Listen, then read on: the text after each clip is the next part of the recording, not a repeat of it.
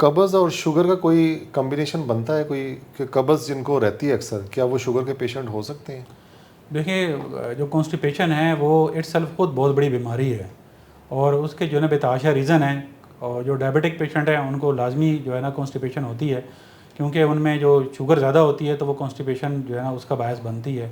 और वैसे भी वो लोग जो पानी कम पीते हैं उनको कॉन्स्टिपेशन होती है, जिनका जो गट बैक्टीरिया जो लो होता है वो डायबिटिक पेशेंट होते हैं। जिनका गट बैक्टीरिया लो होता है वो हाइपरटेंशन के पेशेंट होते हैं।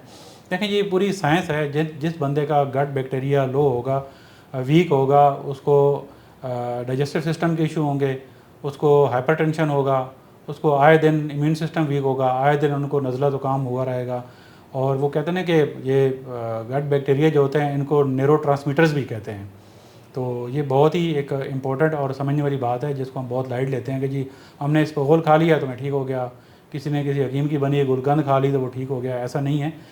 कॉन्स्टिपेशन जो है ना वो इट्सल्फ खुद बहुत बड़ी बीमारी है और उसको जो है शुगर ब्लड प्रेशर की तरह ही इंपॉर्टेंट समझना चाहिए और उसका प्रॉपर ट्रीटमेंट करना चाहिए। अच्छा, कैसे चेक किया जाए कि लबलबा कितना काम कर रहा है? देखिए, इसके तो बेताशा टेस्ट हैं, लेकिन पाकिस्तान में कुछ टेस्ट नहीं होते। तो एक तो ये है कि हमें सबसे पहले शुगर ब्लड प्रेशर के लिए हमें जो बेसिक टेस्ट है हमें HbA1c करवाना चाहिए। फिर सी पेप्टाइड टेस्ट है वो करवाना चाहिए कि हम पता चले कि हम कहीं इंसुलिन रेजिस्टेंट तो नहीं है। और तीसरा ये है कि अगर वो ना करवा सकें तो फिर आप फास्टिंग ग्लूकोज और फास्टिंग इंसुलिन टेस्ट करवा के और आप होमा IR कैलकुलेटर है उससे कैलकुलेट करें तो उससे आपको इंसुलिन रेजिस्टेंट लेवल आ जाएगा वो क्या है। और नॉर्मली जो आइडियल है वो तो 1 है, 1 तक होना चाहिए, लेकिन 1.75 तक भी ठीक है, लेकिन इससे ऊपर नहीं होना चाहिए।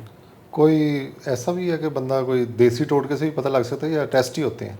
नहीं, देखें, ये देसी टोटकों से नहीं पता चलता, ये इसके सारे टेस्ट ही होते हैं।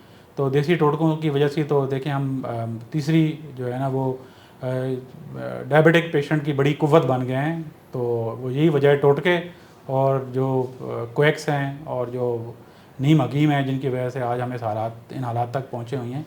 तो हमें ये चाहिए कि हम प्रॉपर जो है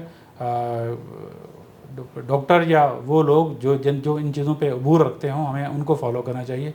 लेकिन हमारे यहाँ बदकिस्मती से लोग टिकटॉकर्स को फॉलो कर रहे हैं। बहुत से टिकटॉकर्स तो बैन भी हो गए हैं और उनके खिलाफ गवर्नमेंट ने एक्शन भी लिया है, जो लोगों को उल्टी सी चीज़ें बता रहे थे कि आप ये खाएं।